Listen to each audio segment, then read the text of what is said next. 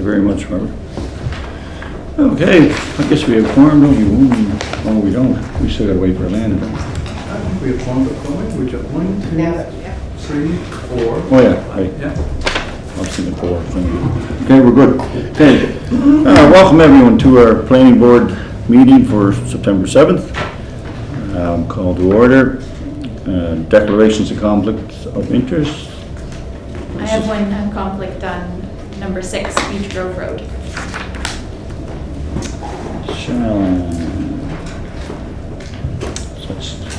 Okay, we'll make sure we go after that. Approval of the agenda. Need someone to approve. Moved by Bobby Kenny, seconded by Basil Hambley. All those in favor? All good to go. Okay. Adoption of the minutes for the planning board of Tuesday, August the 3rd, 2021. I'll need a mover and a second for those minutes. Moved by Sharon and seconded by Chris. And all those in favor of those minutes? Thank you very much. Everyone's in favor. Any business arising from those minutes? I see none, so we'll move on to reports. So report A is variance for 9 Popular Avenue. Jennifer, please. Thank you. Okay, good afternoon, Mr. Chairman and members of the board. I'm Jen McLaren, a new planner to Planning and Heritage. I'll be presenting the first item this afternoon, an application for a major variance for an appointment-based home occupation for a dog grooming business. The subject site's located at 9 Poplar on the corner of Poplar Ave and Walnut Drive. It's zoned R1L and surrounded by R1L and open space. The site's developed as a single-family dwelling. On this aerial, you can see the driveway access to the site that can accommodate adequate parking for the proposed home occupation. The driveway is non-conforming due to its proximity to Walnut Drive. However, it has been reviewed by the Public Works and deemed a non-issue. Here's an image looking east onto the site, and this is looking north. The proposed dog grooming business would operate 3 days a week from 8 a.m. to 1 p.m. to accommodate 3 to 4 appointments for each operational day, and the applicant homeowner would be the sole employee. The driveway can accommodate 3 parking stalls on the site, which would be adequate for the business. The business would be run out of the basement, occupying approximately 336 square feet. Here's the proposed floor plan, occupying just the central portion of the basement. We did get 3 letters from residents, one in support, one was a letter of concern, and one just seeking clarification. And the letter of concern, they were concerned with the proximity to an existing dog grooming business, which is 1 block away, noted in the Red Star. And they were also concerned with the proximity to the elementary school, noted by the Purple Star. So in conclusion, the administration is recommending that planning board recommend that council approve the proposed major variance for an appointment-based home occupation to allow for a dog grooming business. The applicant had intended to be here this evening, but she had a death in the family, so she's not able to attend. Thank you very much, Jennifer. Any questions, folks? Anyone need a discussion on this at all? Anybody? I mean, it is close to the school to some degree, but at the same time, you know, it does meet an awful lot of the positives of our official plan, and so basically, you know, the recommendation is to approve. So. Can I ask you a question? Good afternoon. You My should. apologies, Chair. No problem, Lynn. Thank you. The mayor is running a few minutes late too, so you won't be alone. But yes, Mr. I just Mayor. wanted to ask, the things that are listed there, like 3 days a week, 8 to 1, 3 to 4 appointments a day, are they tied into that? The approval would be, it is based on that business proposal, but we would not have a technical method of enforcing it further down the road. Okay, thank you. So I guess I would have a question is, so if it was to change hands, Right. how would that work with the home occupation? They would have to reapply for a They would home have to occupation, reapply. yeah. So this is recommendation for approval based Right. on this home business and based on these stipulations. This particular, okay, Yeah. cool. Thank you very much. That answers my question. Any other questions or concerns? And if you want to assign those as terms and conditions as a part of approval, you can do that too. Or you can get them to sign a development agreement. Just assigning the terms and conditions is easier. Yes, So Mr. does Henry. if we grant this to the council, does that go with the homeowner or the Property. residents?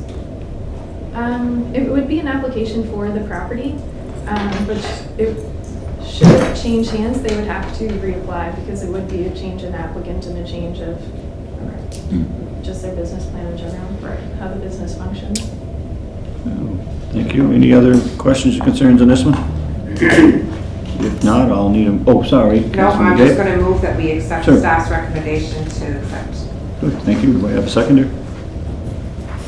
Good, moved by Councilor McCabe, seconded by Shalyn Murray, that we approve the staff's recommendation. All those in favor? 1, 2, 3, 4, 5, 6. Thank you very much. Chair. Approved, yes. I know we're already approved, and I just missed the answer to the question. Oh, sorry. We did approve a dog grooming business. Yes, And if this home changes hands, it would, then it has to. they would have to reapply. Okay, got it. Yes, Thank you. that was That's what I thought I heard. Mr. Hamley's question, yep. Yeah. Okay, thank you very much, Jennifer. Thank you. Okay, 20 Innovation Way, a variance again, and I believe Evan has got this one? Yeah. Good afternoon. This application is for a major variance and lot consolidation request regarding an expansion to Island Abbey Foods' existing honeybee facility, pictured here.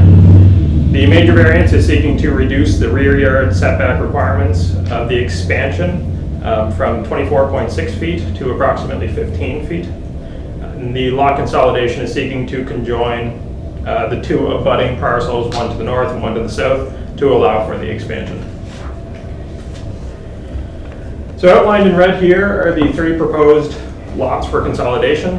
The subject properties are located in the PEI Biocommons Research Park, located immediately west of the Upton Road.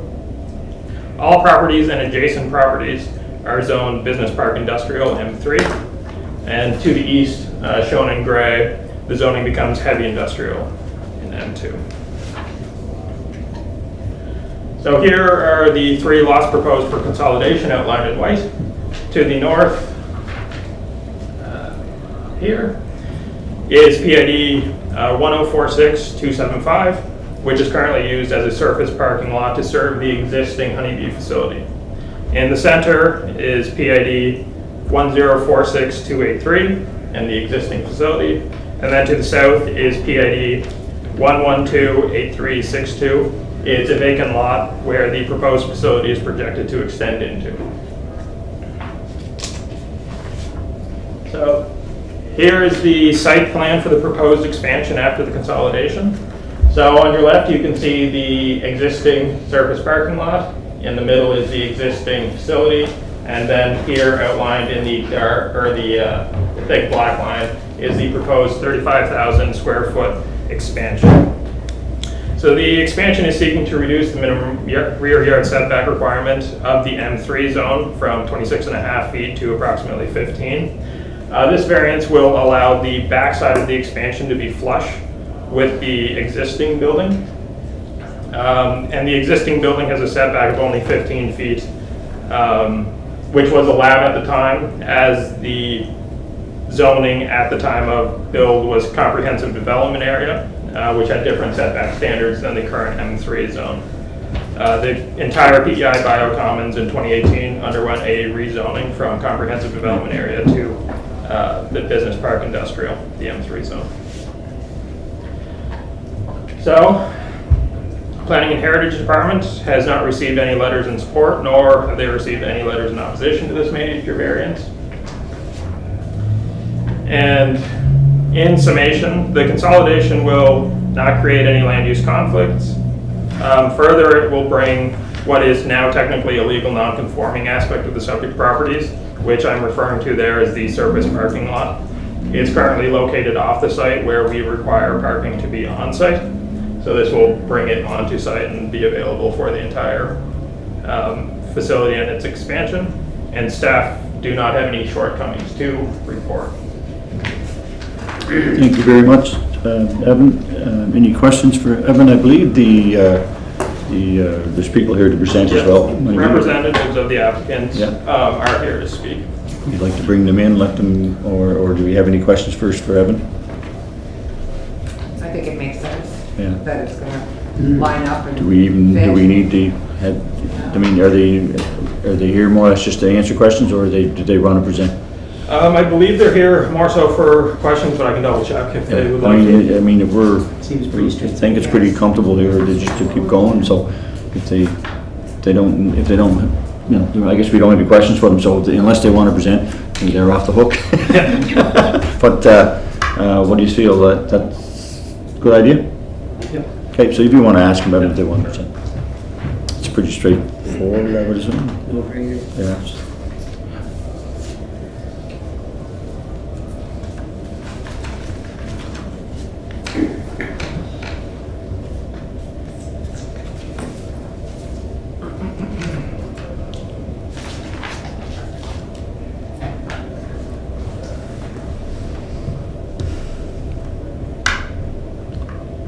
First day back to school, get everybody quiet. They're comfortable, they're just here for more at question basis. Cool, okay. If there any more discussion on this, folks? If not, I'll need a motion. Moved by Okay. Chris, seconded by Bobby Kenny, that we take staff recommendation and move this file on to council. Good, thank you, Evan. And I guess I do need a vote, and I didn't take a vote, did I? All those in favor? Get a little excited on that one. Thank you very much, everybody. Okay. We're now into the B part of the reports, rezoning 88 Brackley Point Road. Laura, you get the good one. Before I start, I'm just gonna hand out a letter that we received this morning. Did you want me to hand those as well? Sure, that would be great. I'll just explain this letter a little bit later. It's in response to another letter that's included in the package. So. The letter's a letter. Is that what we do? I'm just going to ask that question. Well, this is, I'll explain it later, but this is actually in response to a letter that we've already received. It's from from an author of one of the letters that's in the package. So, this, sorry, grab one.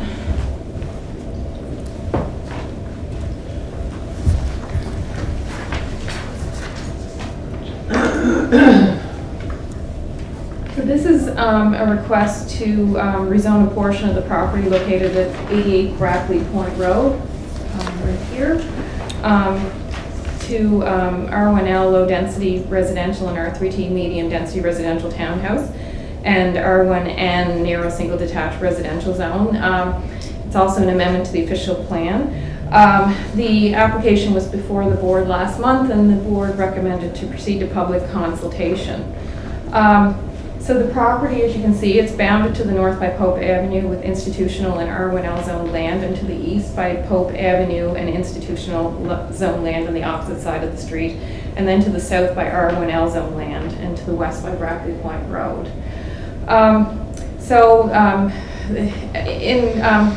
As required by our bylaw, in accordance with section 3.10 and section 3.154 of the bylaw, a notification letter was sent to residents, and there were 37 letters sent to property owners within 100 meters of the subject property. The feedback that we received 25 letters, and 24 of the letters were in support, and one letter was in opposition to the proposed rezoning request and official plan amendment. And the letter that I just handed out is actually a letter from the resident, or an email that wrote the letter in opposition, and she wanted to send a letter in this morning stating that she was not in opposition anymore because she did watch the public meeting that night. She wasn't able to attend, but she was able to go back and watch the public meeting, and what was presented at the public meeting answered her questions, and she wasn't in opposition anymore. So we received no letters of opposition on this application. So the public meeting was on August 24th, and it was at the Charlottetown Hotel, and at the public meeting, Jeff Conley, who was a representative for the applicant, he spoke at the public meeting, and he gave an overview of the development and of the findings in the traffic study. And the traffic study basically revealed that there appears to be no issues.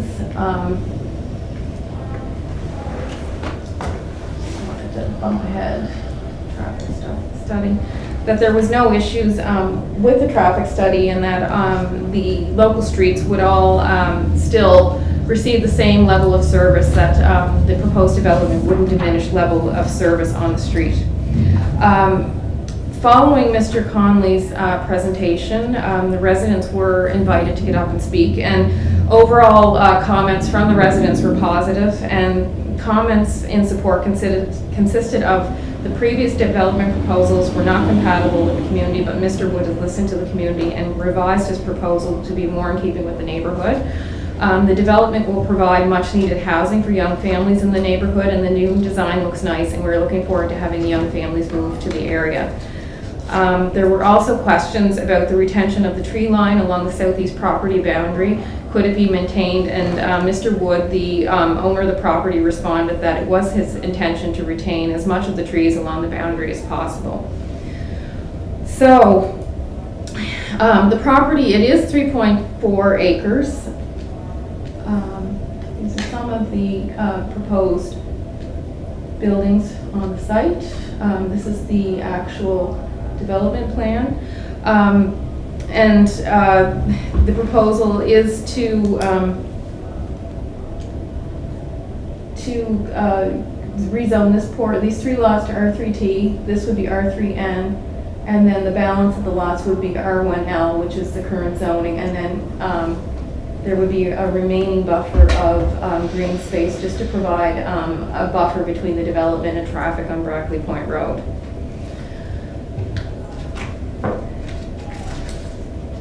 So, so there's no other, just let me skip ahead. I don't think I need to go through the whole report. Overall, because of the response from the neighborhood for the portion of the property for townhouses, it received reports. So in the planning for the current proposal, the applicant took into consideration the concerns of area residents and incorporated the concerns into the design of the development.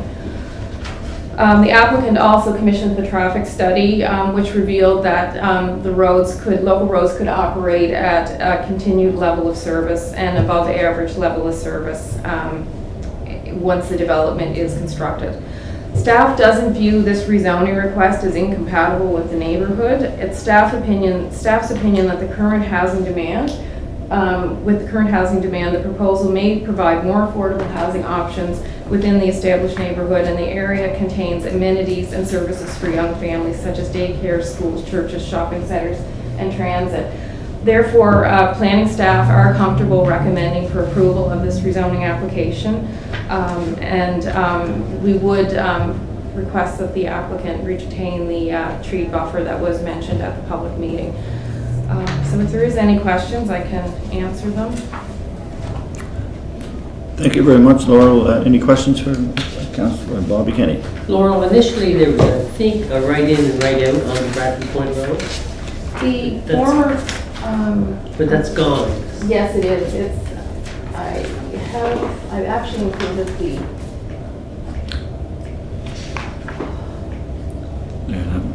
I included the two previous proposals, so there were accesses onto Brackley Point Road with the previous proposals.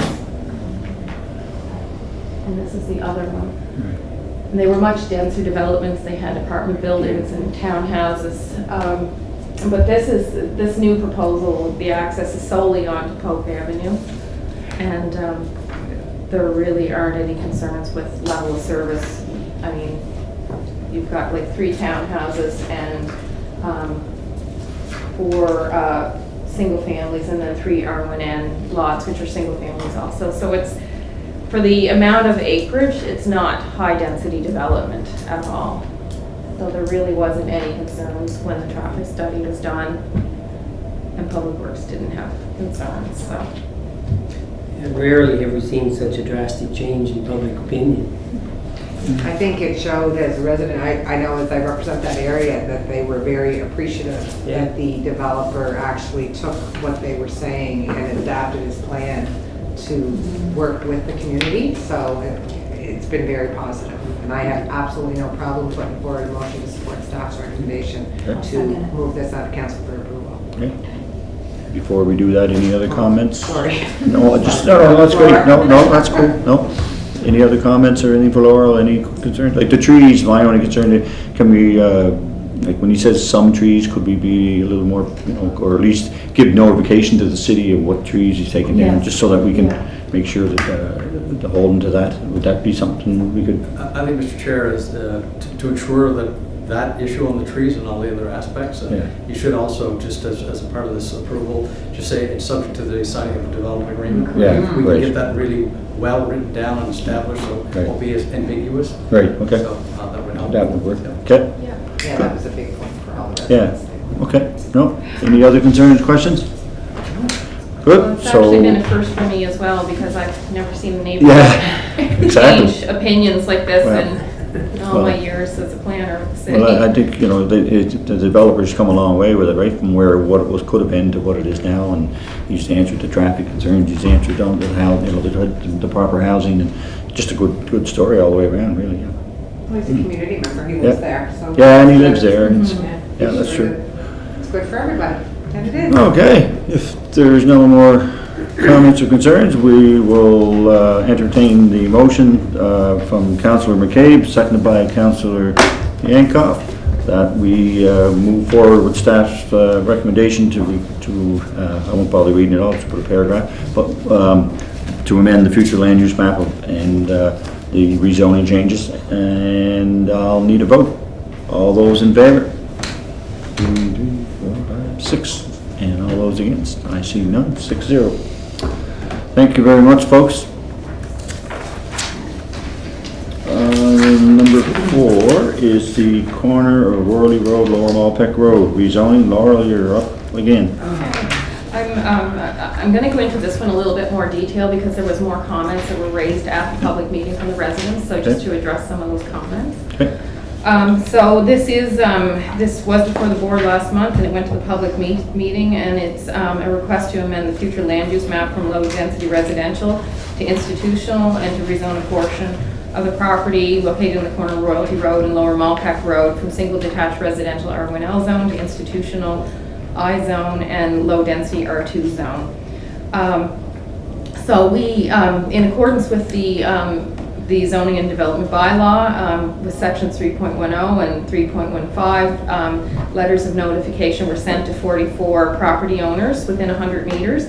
And we did receive 2 letters in response to the notification letter.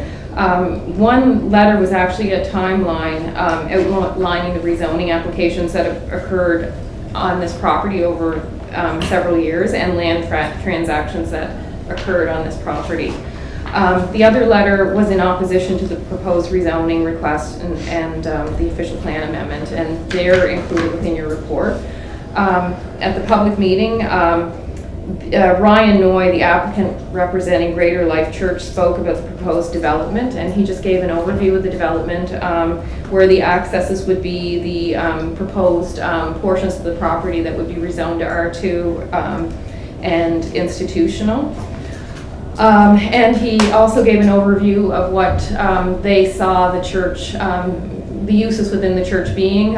He indicated that they would like to see the building as a multi-use facility which would include a daycare, meeting space for the congregation, and meeting space to accommodate the church, or the community surrounding the church. So after the applicant's presentation, residents were invited to ask questions and make comments, and general comments from the residents were in opposition to the rezoning request. And some of the comments consisted of, there are other uses permitted in the institutional zone that could be constructed on this property if the rezoning is approved, and access onto Lower Malpeck Road is a safety concern. The church, combined with 7 additional dwelling units, could have a considerable amount of traffic, and that would be a safety concern for residents. The lot should stay empty as a single detached or a single detached residential use only. And there was a swamp behind the development, and one resident asked who would be responsible for water drainage on that wetland property. So the subject property is approximately 3.66 acres, right here. And the adjacent parcel of land to the west, oops. Go ahead. So this is the adjacent parcel to the west. And that's currently under construction for a 20-lot subdivision for semi-detached dwellings. If the rezoning is approved, the property would connect to the street system on the adjacent property by way of a cul-de-sac. So these are the 2 properties, how they would connect. So this is the current application, and this is the property that's currently under construction.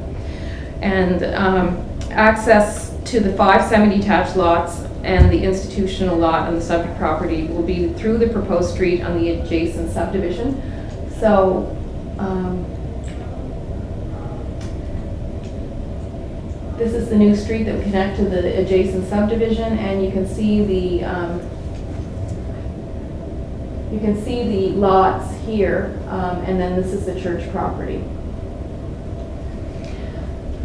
Access to the parcel that would contain the church is via 2 driveways, and one is off of Royalty Road and the other is off Lower Malpeck Road. So this is the access off Lower Malpeck Road, and the access off Royalty Road would be up here. And the site plan was sent to Public Works Manager for review, and comments received from Public Works indicates that the location of the driveways meets Public Works requirements. And Public Works did not feel that the locations of the proposed accesses pose safety concerns. So at the public meeting, residents indicated that they did have concerns with the access onto Malpeck Road and from the portion of land being requested to be rezoned to institutional. And staff recognizes that the public, they view that there may be a potential for traffic concerns. However, when Public Works assesses access points to a property, they're looking at various criteria such as sight lines, traffic speeds, and volume. There's various things that they take into consideration. So the applicant also indicated at the public meeting that if that access onto Lower Malpeck Road is a concern, they would remove it from their proposal. This seemed to be the biggest bone of contention with residents when they talked about accesses to this site. So that was voiced by the applicant at the public meeting. So land on the adjoining subdivision, the Royalty West subdivision, it's zoned for semi-detached use, and this proposed subdivision is also rezoning to semi-detached. So both land uses are compatible. And the property, it does back onto Thorndale Drive, which contains, for the most part, single detached dwellings. But under the official plan, semi-detached and single detached dwellings are both considered low-density residential, so they are compatible land uses. And the 1.5 acres of the property that's proposed to be rezoned to institutional to construct the church, residents didn't feel that that was an appropriate use for that portion of the property. But staff we don't view that as an incompatible use. Institutional uses, such as churches and schools, recreational facilities, they're all integrated within neighborhoods throughout the city. I'm sure you have some of these uses within your own neighborhoods. It's a common planning practice. Institutional uses are considered support services within neighborhoods. And the parcel that is proposed for the church, it's located on the corner of Royalty Road and Malpeck Road. Both those roads are collector roads that carry higher volumes of traffic.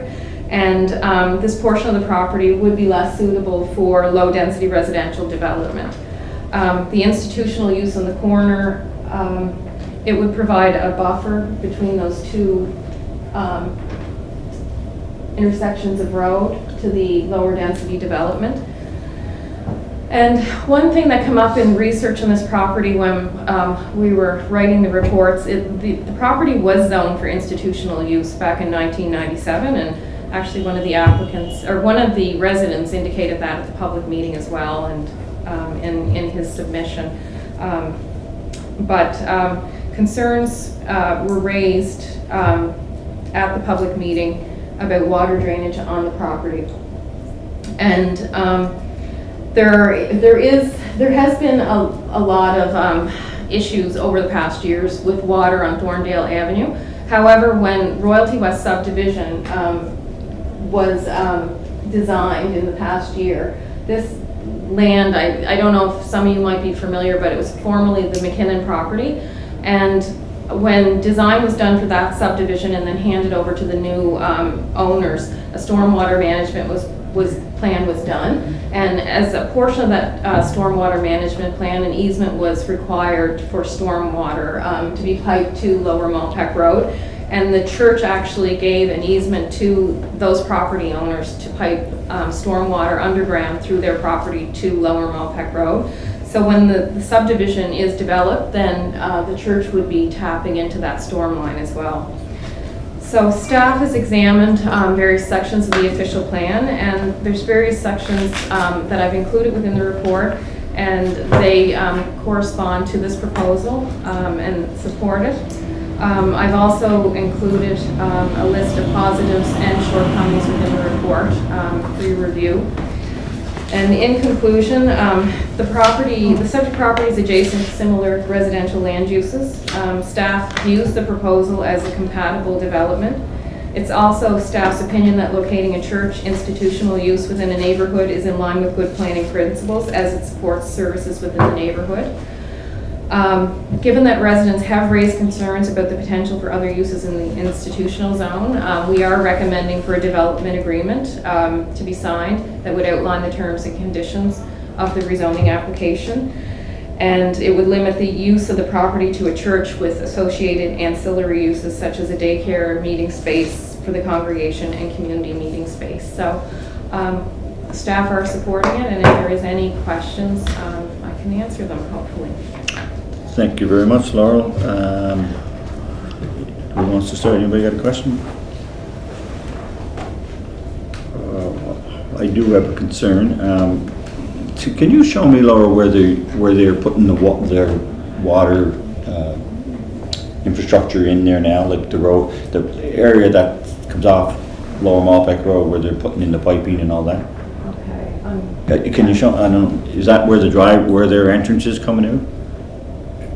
Yeah, this is probably a better one to show you. So there was an easement that would be piped along here, Right. over to this, actually a little higher, and would come along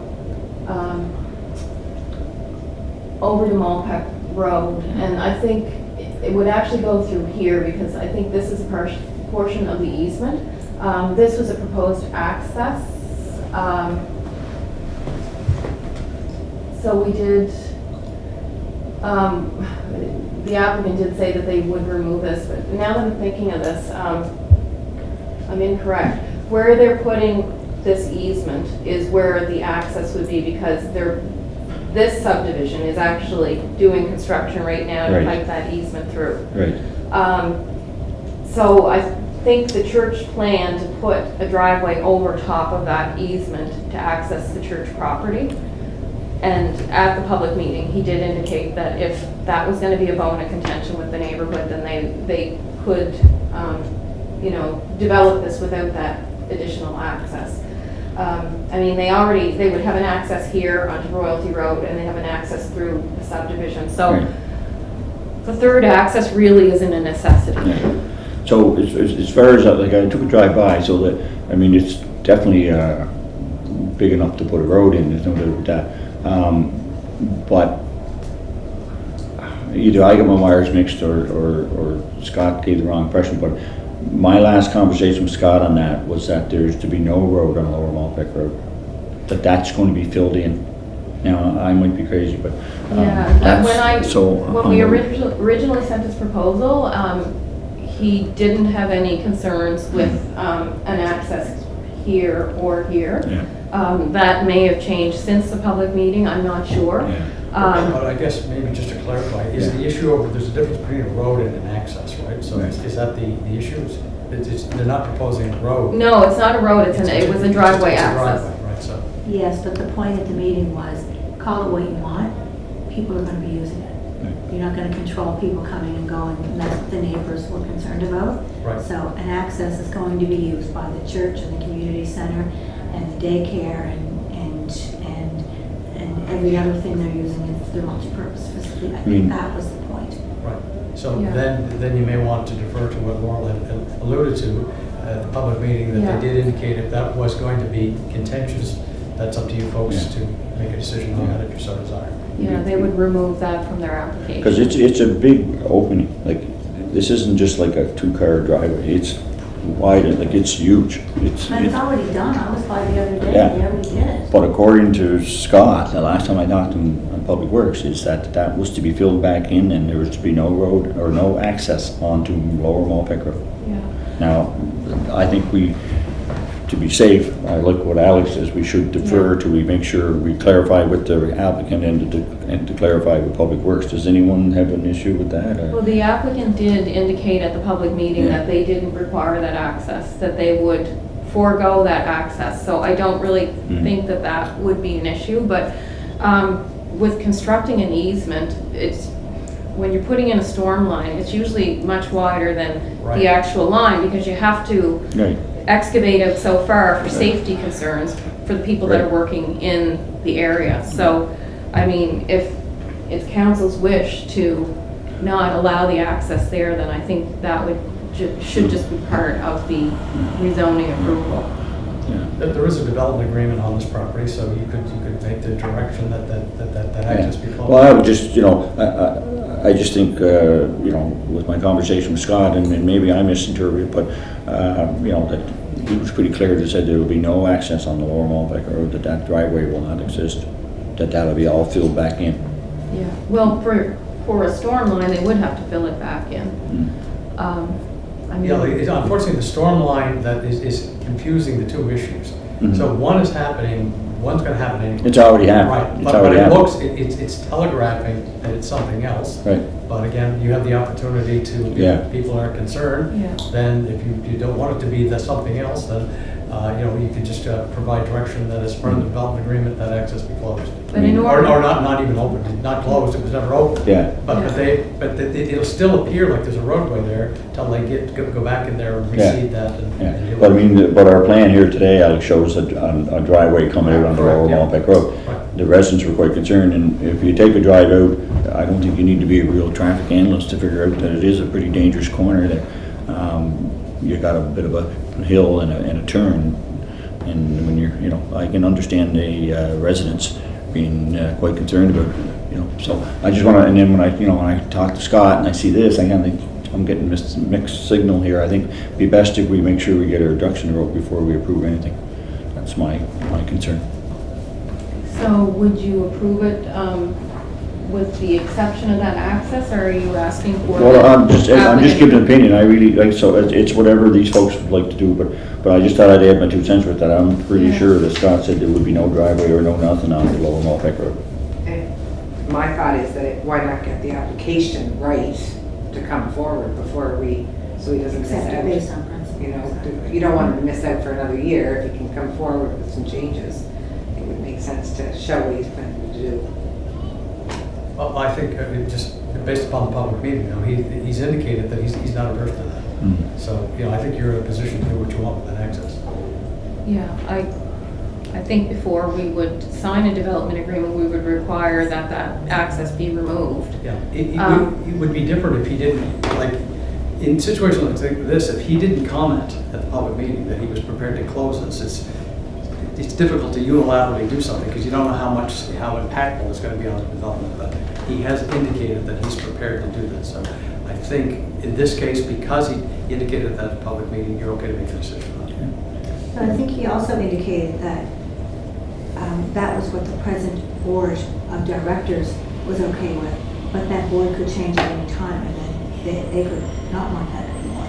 But with a development agreement and with your direction, I mean, he's going to have to accept what council approves. And if that's what you approve, they're going to just have to live with it. And the board really doesn't have a say in it. It's Yeah. what council approves in the Today, rezoning. yeah, or whatever, yeah. Terms and conditions of the rezoning. The church board, I should say, doesn't have a say in changing it after it's been approved. Okay, so outside of that concern, do we have any other concerns? I think there were a few other concerns with the residents in terms of that the applicant really didn't have a clear, concise plan of even what they planned to do. They couldn't even say 100% for sure if a church was what they planned to do. Correct me if I'm wrong. Anyone else that was at the meeting? I don't have my notes. Um, I thought it was a church and then the other uses maybe Maybe weren't that was it. verified or clarified. Yeah. They thought maybe a daycare, they thought something like that. That wasn't finalized. Well, I think from what I understood at the public meeting, what the minutes reflected, that they did indicate it would be a church, but The other they would be, uses. they looked at doing ancillary uses within the church, like any other church does this day and age. Usually incorporates daycares and meeting space, those kinds of things. He indicated, if there was an election, that people could use it as a polling station. Well, I mean, that's a common use for buildings, community buildings, which, are churches, community halls, those kinds of things. I think the residents, if my recollection is correct, there was a whole lot of other range of uses in that zone. Right. They didn't want them to become available. They wanted the church, primary use church, Right. and ancillary uses, which could be dealt with as part of the Is a development. part of the development agreement, which I think would be probably pretty So sound you thing could to say do. that in a development agreement, the only thing that you can build here is a church with. We would say, we would work with them on the language would be the primary use of the property is for a church and ancillary uses, and community, there's community building, there's a few other things that are tied to church-like activities, but it's not going to be cemetery. There was a whole long list that people were reading that we can just exclude out of that list. Well, Chair, do you think we should defer it until we get a few more of these things answered? Like the access point and Well, yeah, I guess the great Laurel, you spoke to the applicant, how, is there, I mean, they don't have their plans set yet, so there isn't really a tight timeline on this, they're not, is there any reason to be rushing it? Maybe we should go back and just make sure, defer till we get all these, because then we didn't even talk about the swamp yet either in the back, what are they doing for that? Well, the swamp is why that That's stormwater why the easement went in. stormwater, so, And without that easement going in, you would have still had that issue with stormwater running to Thorndale Avenue. into that swamp That area. stormwater existed prior to any subdivision development there on any of these parcels. It's historically happened Right. because of the lay of the land. And Thorndale, the backyards of people that lived along Thorndale always had water that would, come in the spring or the fall or whatever. So with this new subdivision development to the west, before we would approve that, they had to get an easement. So there was different properties that Don McKinnon tried to get an easement through over the remember years and that. couldn't get it. Couldn't get it. The church granted the new owners this easement, so now they are able to accumulate the stormwater through Right. catch basins and pipe it to Lower Malpeck Road, which is what wasn't able to happen in the past. So this should clear up the whole issue with stormwater, and when the church gets developed, or the subdivision there, whatever happens on that site, they would also tap into that storm line and pipe to Lower Malpeck Road as well. Okay, So that does kind of mitigate that problem. So there is, stormwater management plans that have been developed to address the stormwater issues that are in that area.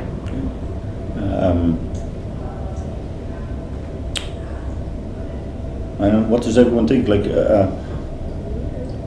I was a little vague, I was a little questioning some of the answers that he gave, like he didn't, when the lady mentioned about the traffic cutting through, well, we can kind of rearrange some of so that they can't go straight across. So, I mean, it's just too bad we don't have a definite set of plans to that's written in stone where the daycare is going to be, because if we don't have an access onto Malpeck Road, and so you got how many development in the other, 20, is it 20 in the other subdivision, the other There's cul-de-sac? 20 lots here, Right, and then this, I believe, is 7, so,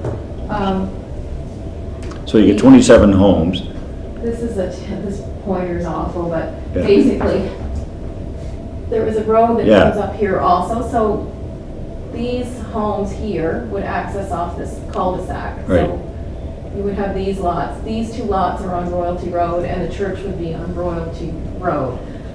This access is the one that the applicant said Right. could be removed. Basically, just to access these 2 cul-de-sacs, you would come in off Royalty Road, and you could either go left or right to either side of the 2 subdivisions.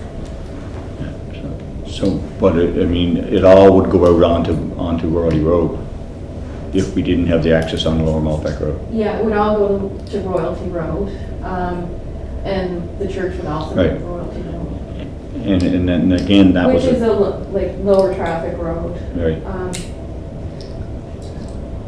My observation of the public meeting, it seemed to be that the residents were concerned about this access. They were, More yeah. so than the one on Royalty Road. Because we do have driveways for other approved developments, like semi-detached developments along this portion of Royalty Road that access directly onto the road and were approved by Public Works, so. That was on the Royalty Road. Onto Royalty, Yes, yeah, okay. Any other comments or concerns, or do we want I have a to? Oh, question. sorry, Grace, I didn't see it, sorry.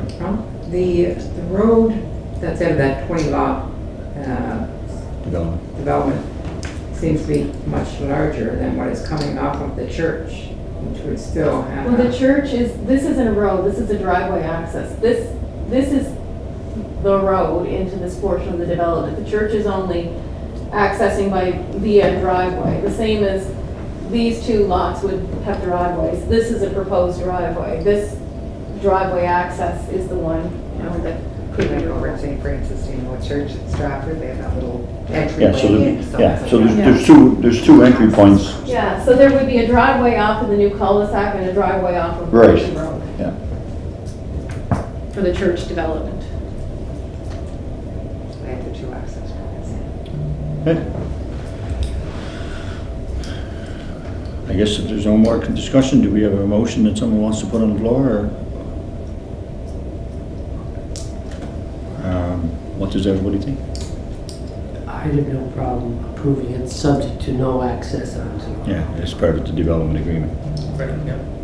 Okay. But it's nice that that's clearly stated. Yeah, that we, the development agreement, and that we haven't seen their official plan yet anyway, their sketch of what they're really, so we need to see that anyway as part of the development agreement, so.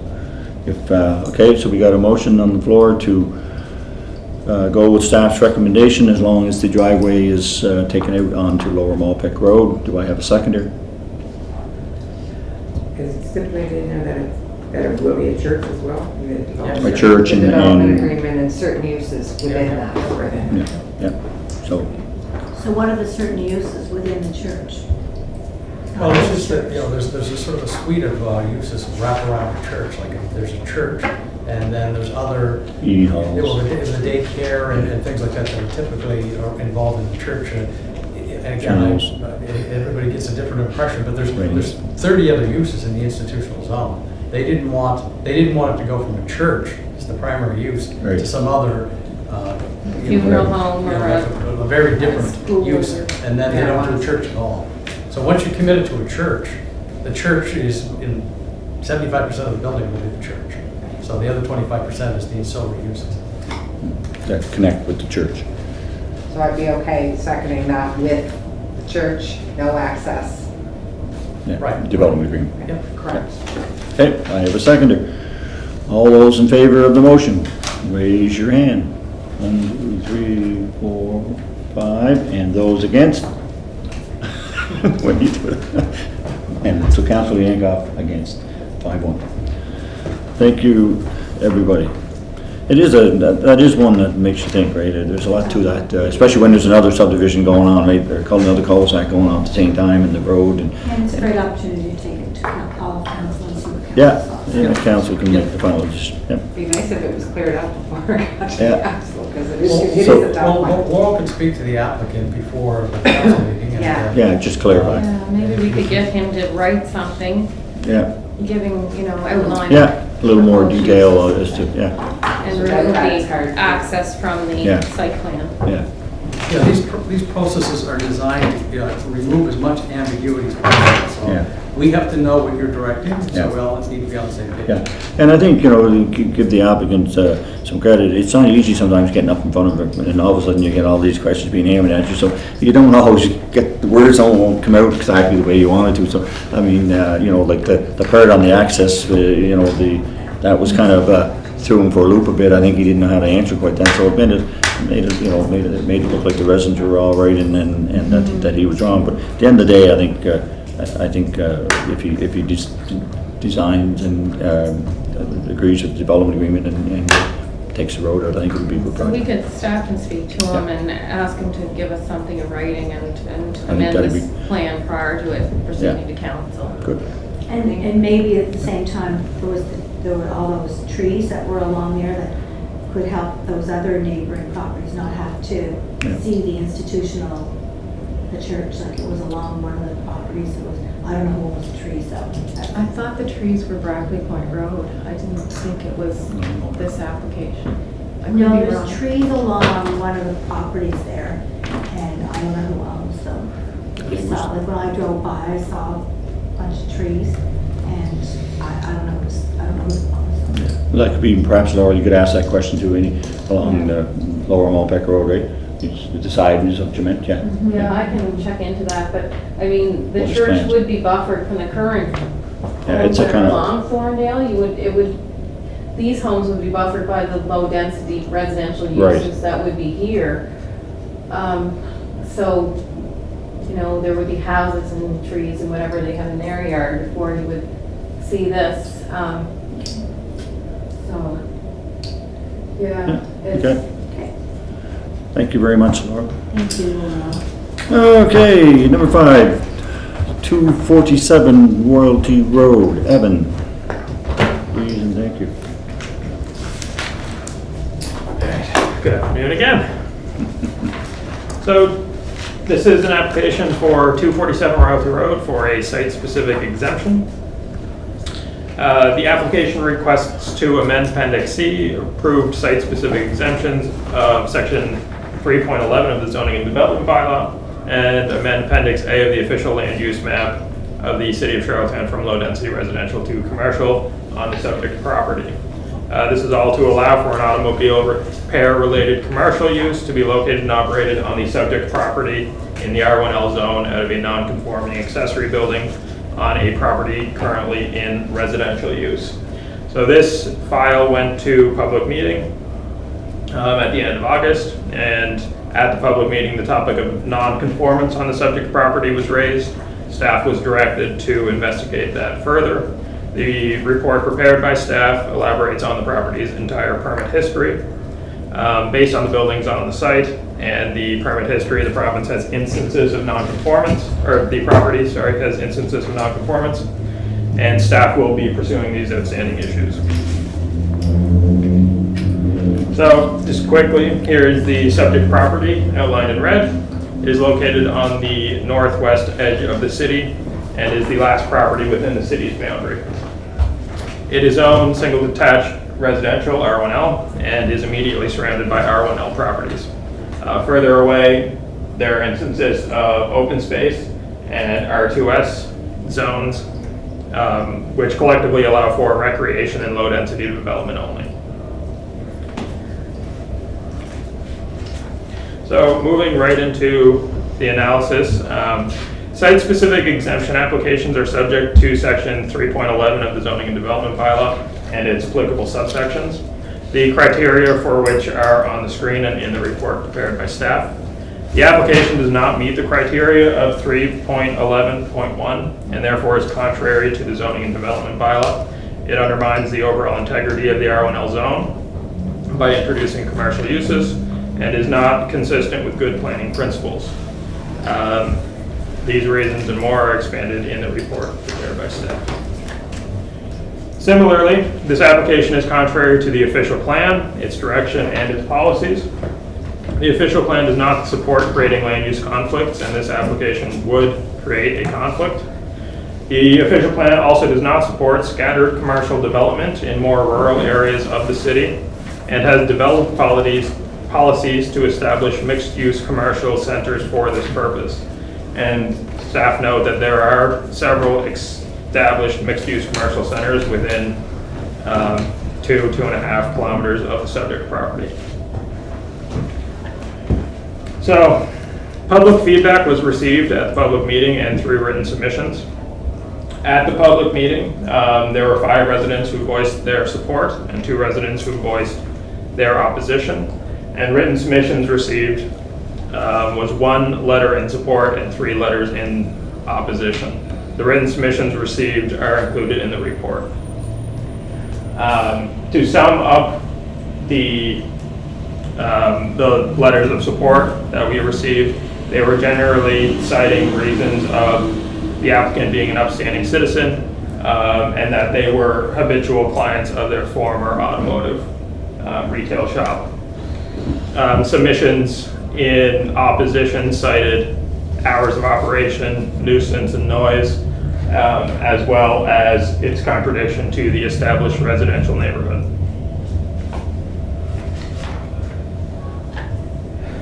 So this summary is provided within the report as well, so it will not be read at this time. However, staff note that this application has a significant number of shortcomings and it does not have any offsetting positives. Further, staff reiterate that this application is contrary to the zoning development bylaw and is contrary to the official plan, its directions, and its policies. And therefore, staff encourage planning board recommend that council reject the following application to amend Appendix C, the approved site-specific exemptions as per Section 3.11 of the zoning and development bylaw, and amend Appendix A, future land use map of the official plan from low-density residential to commercial on the subject property, which would allow for an automobile-related or repair-related commercial use, which is prohibited as a home occupation, to be located and operated on the subject property in the R1L zone, which does not permit for commercial uses, out of a non-conforming accessory building on a property currently in residential use. Thank you. Thank you very much, Evan. Discussion? Concerns? Questions? Counselor? It's like school. It's a hand. Versus school. I noticed that some of the things that were brought up at the public meeting included things that had went on with that property prior to this person owning it, and it sounded like there was maybe a couple of outbuildings that went over and above how many were allowed, and somebody even indicated that there was a small apartment in the back of one. I wouldn't be opposed to supporting him running his business there with the development agreement, but as well as all the other things that maybe were pointed out, bringing those up to standards in the area so that there's a bit of a compromise. That's just my first thoughts. Thank you very much. Any, Councilman? Yeah. Yep, and I'm along lines with Councillor Yankoff. I struggle with, when people are trying to do it the right way, they're coming forward, looking for permission, trying to do things the right way, and willing to work with bringing things up somewhat to snuff. I know I read the letter where they're saying that his hours aren't being operated, and we know that we don't have enforcement on those issues. So whether there was a development agreement to state, that he's going to keep his property clean, and the hours he would agree to, which he indicated, you have to have some faith. I mean, it's a tough one for sure. He is on the border of the city property line there. I would also with a proper development agreement, but no problem allowing him to run his own business. So what is the development agreement going to do? I'm sorry. Well, I think it could be clear to say that he has certain hours. That was in the dog grooming one we just approved, right? That they would have certain hours of operation, right? Correct? That was part of it. And that it would keep, there was concern around making sure that it was Department of Environment would come out if he wasn't following, if he was dropping antifreeze on the ground and draining stuff inappropriately. I'm assuming that there would be bigger people in city council getting involved at that point. So that he just follows the rules to make sure that the properties follow the environment rules. There was also an indication that, correct me if I'm wrong, that there were too many buildings. You're only allowed 2, and they have to equal 750 square feet, is it not? And there was a few extras kind of scurried around. So for his property, the amount of buildings that you're allowed depends on your property size. Okay. For his property, you can have a maximum of 3 buildings. He has 4. And they need to be a cumulative gross floor area of 1,200 square feet, and he has approximately 2,700 square feet at the moment. As well, a couple of the accessory buildings are too close together, and a few of them were ordered removed back in 2012 and have not been. How big are the 2 that were ordered to be removed in 2012? They were the smallest ones. They probably 250 square feet-ish. Each? Together. So then he's still quite a bit, his variance would be huge for this building that he has.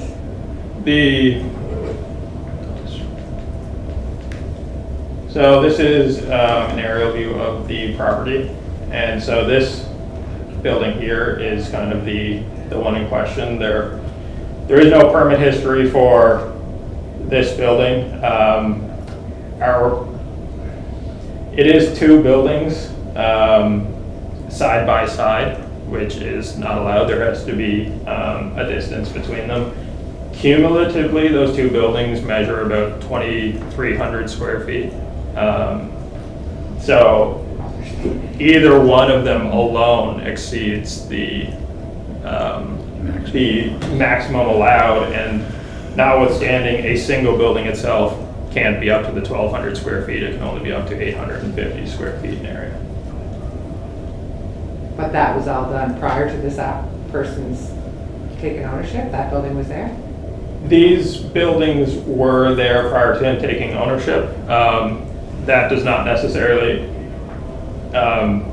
their conformity, whether it's legal or illegal, is based on whenever the zoning and development bylaw would have come into effect, not necessarily whenever like a new resident would come into ownership.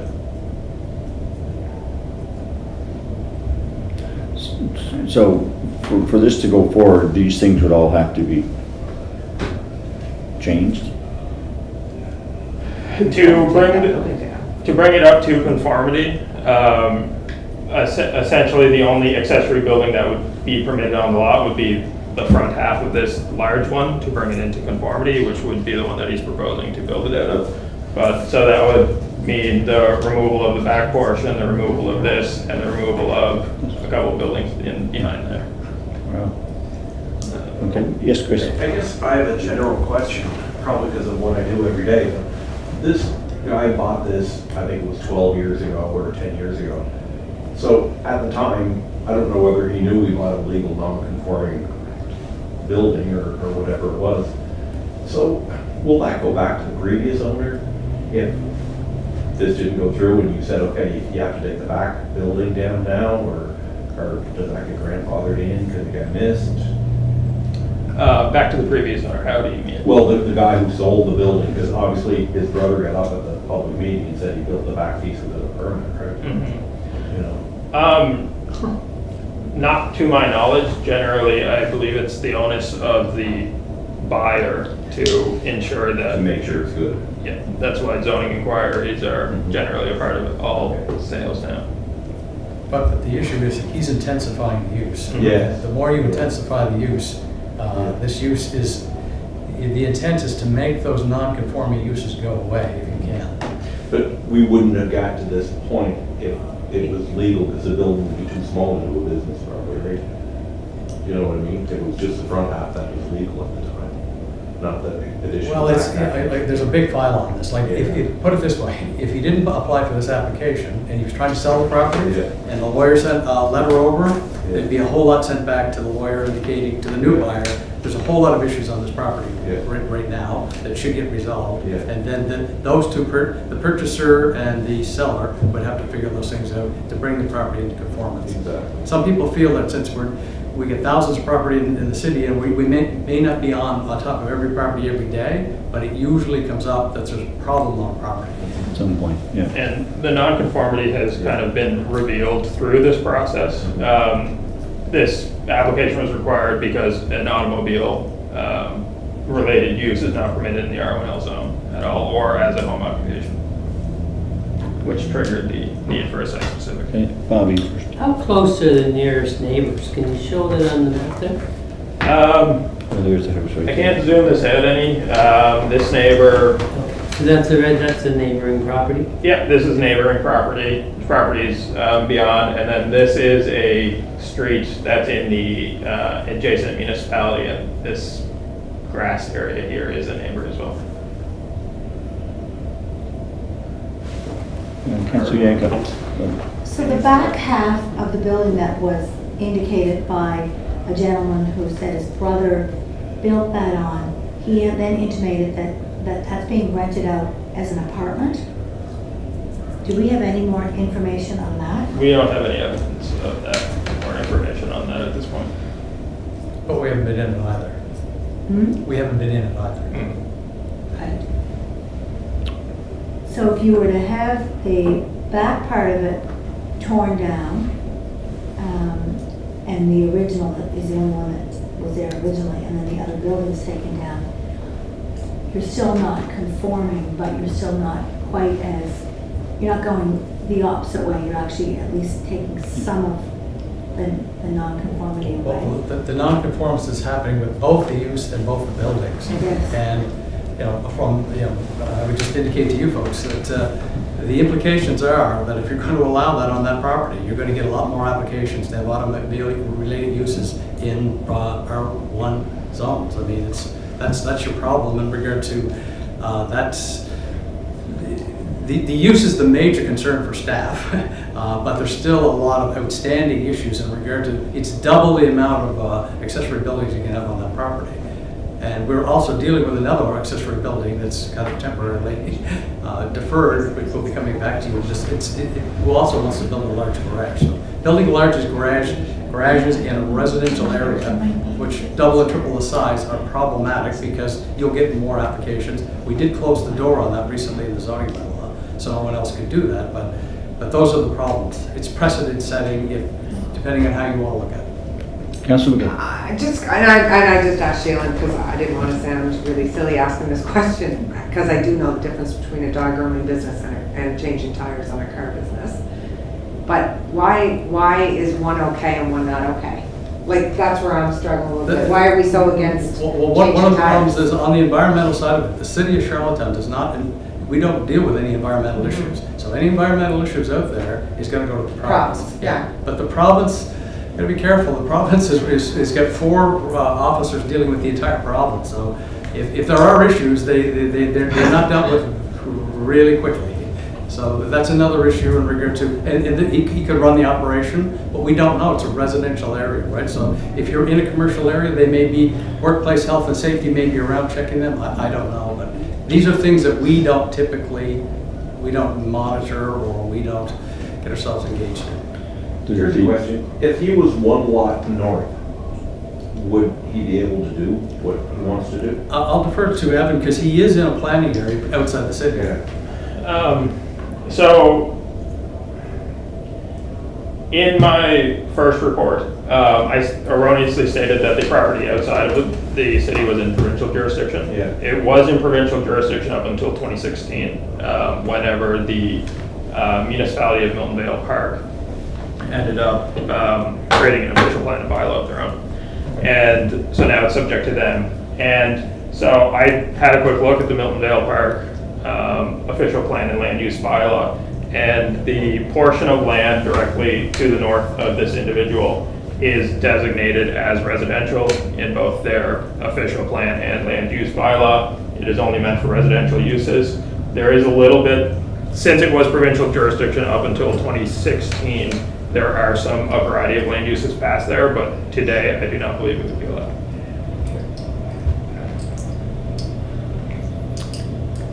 So what's the process if this was not approved? What's the process?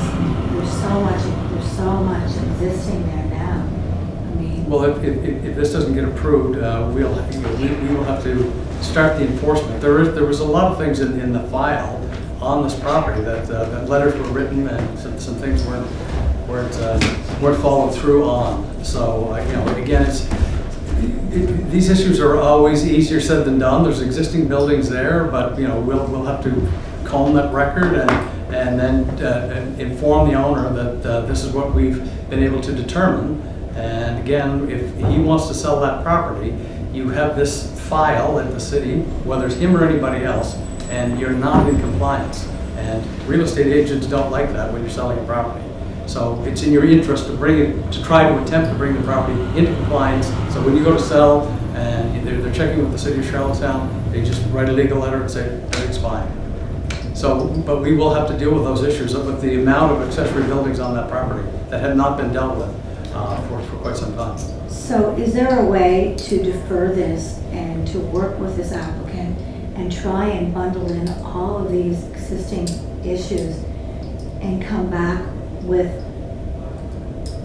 some sort of a solution that can satisfy the city, but at the same time, give this person the opportunity there just must be, there's gotta be something that, whether it takes a few more months to do it, that we could send it back and try and work with this person about all this other stuff. I don't know, just throwing it out there. As chair, all I'm going to say is that this is breaking a lot of planning principles, Yes. right? And, again, what Alex had said, you're opening up a can of worms. The dog business, for example, what Councilor McCabe said, well, outside of the dogs barking, there's not a whole lot else that's going to annoy the neighborhood. But with a garage, you got noise, chemicals, environment, Vehicles parked all over the place.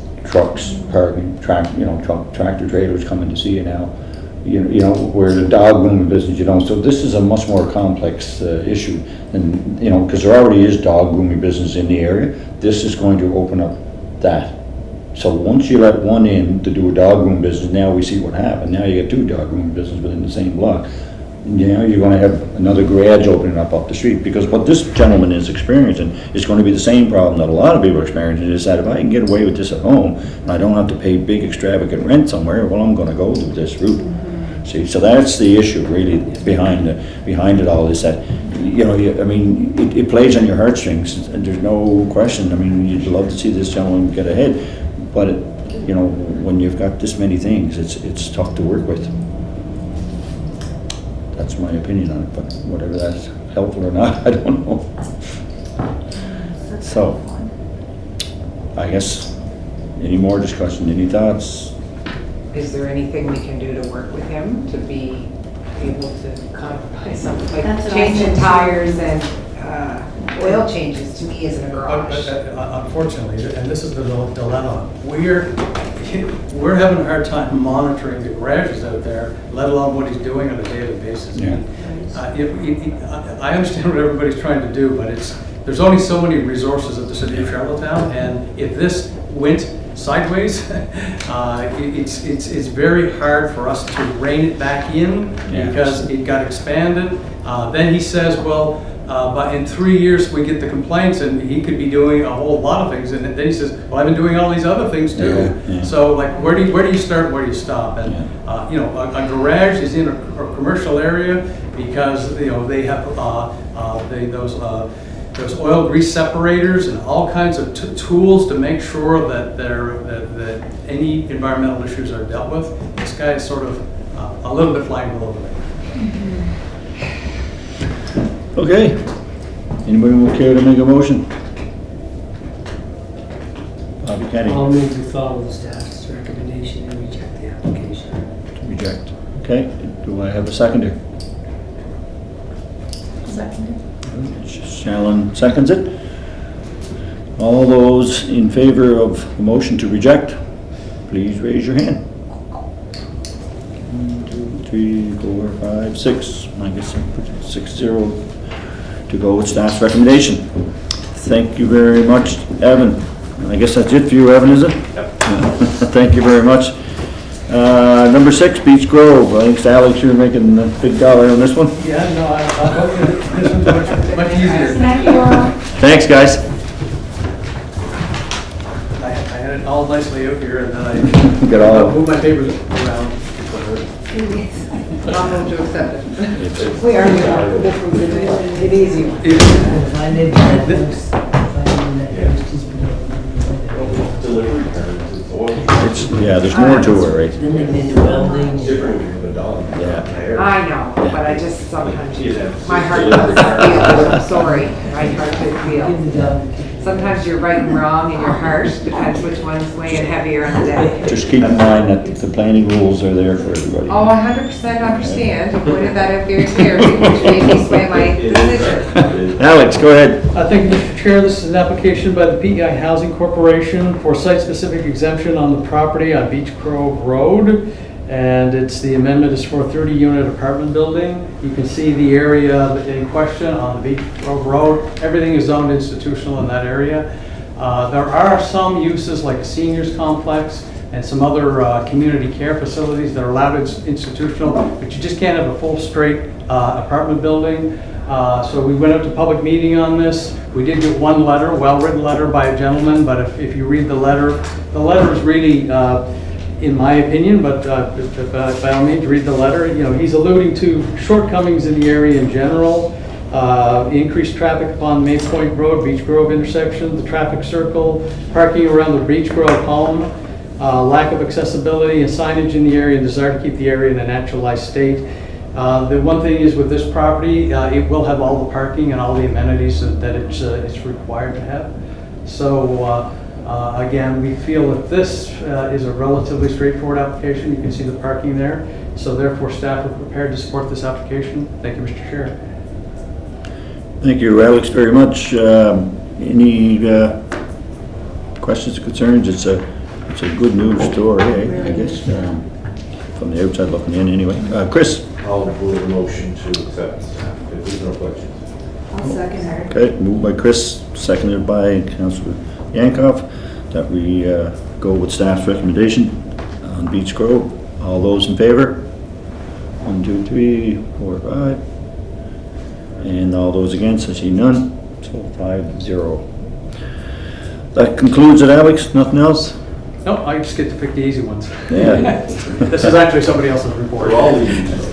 Introduction, new business, anybody got anything? I just have a question, when we had an application that we deferred a few meetings ago, is that going to come back, the license for the restaurant, is that coming back? Yeah, I think that's in the process, I think, yes. Just following up with that, Yep. great, thank you. And the other thing is, remind me, where are we at with STRs?